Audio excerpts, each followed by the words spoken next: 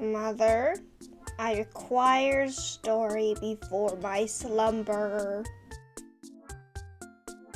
Yes, my child, I shall.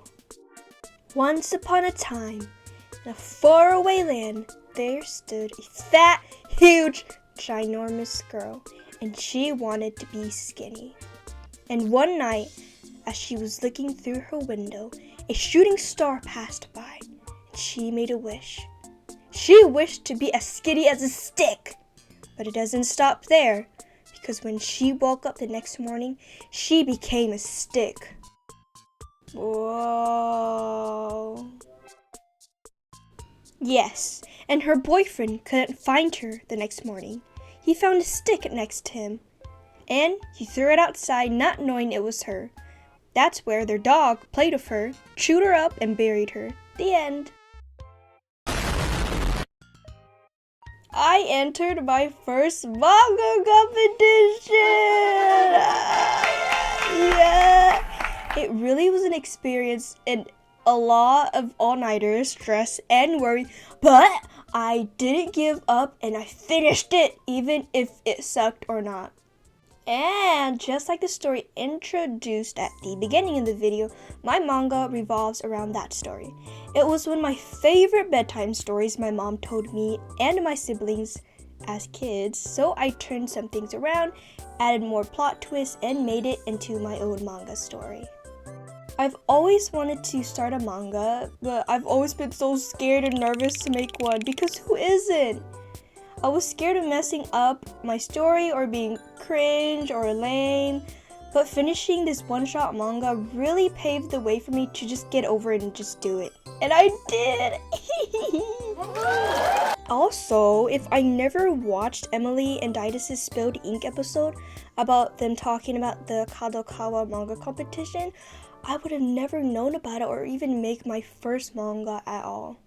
But even though I was super nervous about showing my manga, I received a lot of positive feedback, which I wasn't really expecting. But thank you so much for all of you on TikTok, because I only posted it on TikTok when I was done. But if you want to read it, it's going to be in the description if you want to read it. But yeah, thank you all so much. While looking over my manga, I noticed a lot of things I would do differently next time. Number one, create better paneling. I noticed that my paneling was not eye-catching, and I totally forgot to add room for the speech. I'm so dumb. And a lot of mangas have very readable panels that are easy to understand, and I strive to be able to do that too. A great example is that one chapter from Dandadan. It's about the umbrella guy, and I don't know his name, sorry. But it has very few words, but because of the paneling and the drawings too, it tells a story that is easy to follow and understand with not even using so much speech.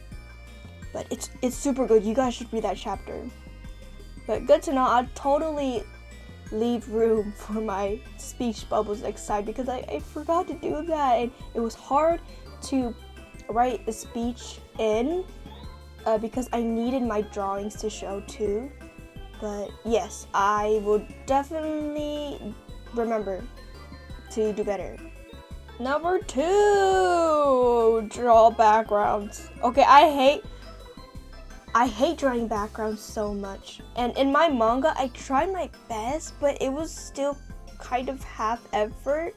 And during the scene where Teddy takes Amelia to the backyard and we go through the kitchen, you could so tell I didn't really put that much effort in drawing the kitchen or the flooring.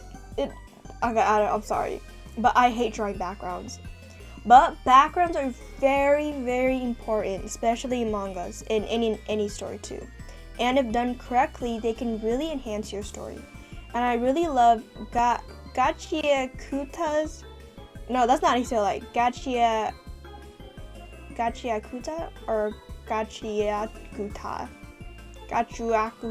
We'll find that word pronunciation. Anyway, I really love how they use backgrounds. I just love their whole art style, and I want to study their art style more to, get the study. Oh my god, I cannot talk. But anyway, I want to study their art style and their backgrounds and how they really catch the reader's eyes. Okay, yeah, that's backgrounds. Draw backgrounds. Number 3, doing hatching the right way. In my manga, I tried to incorporate hatching because I love Fujimoto's work and story and look back. But you can you can so tell I'm not the best at hatching. I tried my best, but it wasn't the best because I'm a noob. I noticed I didn't understand how to make it look the way it needed to be. I feel like it was very light in areas where it needed to be darker. But I guess I didn't realize, I guess I didn't know how to do it, or I didn't realize until after everything was finished. But I still hope to use hatching in my future mangas and hopefully use it the right way too. But yep, hatch the right way. Number 4, adding values and texture. I did not have enough time to color in grayscale for my manga, and I wanted to, but the time was running out and I didn't have enough time. And I felt like my art felt very naked after looking over it. And if I had more time, I would have added color and value and texture and everything. And you could totally tell the difference between like my manga and other mangas, well, because I'm still a noob. But the difference that texture and value adds in your story makes a big difference. Like, look at this. This is my manga, okay? And then this is like Fujimoto's manga. Like, what the? Anyway, they're professionals and I'm still learning, so of course they're gonna be better, but still I want to be just as good as them while creating new stories and learning from my mistakes from previous mangas. So yes, I'm going to definitely, totally use values and textures in my next manga. Number 5, and lastly, having a consistent art style. For me,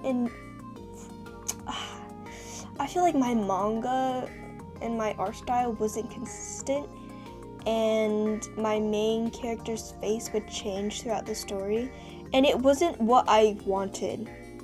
It may have looked okay for the audience or the readers, but I want to aim to have consistent like character designs, backgrounds, and everything in general. And I have a hard time drawing the same thing over and over again to look exactly the same. So it was difficult for me to draw my main character in like different angles. And I didn't have that much time for the manga. Maybe like 2 months, but I was kind of like rushing too, because I feel like I was going at a slow pace. But I think that was it. Yeah, I honestly feel like my manga didn't look or feel like one, to be honest. But I think that was most of it. Hopefully in the future, maybe one day I could win a manga competition and get my work published. Yay! But who knows? That would be a dream for me though. And I'm very inspired by a lot of manga artists. And I want to make a lot of different stories. So look out in the future. I'm gonna have a lot of great stories.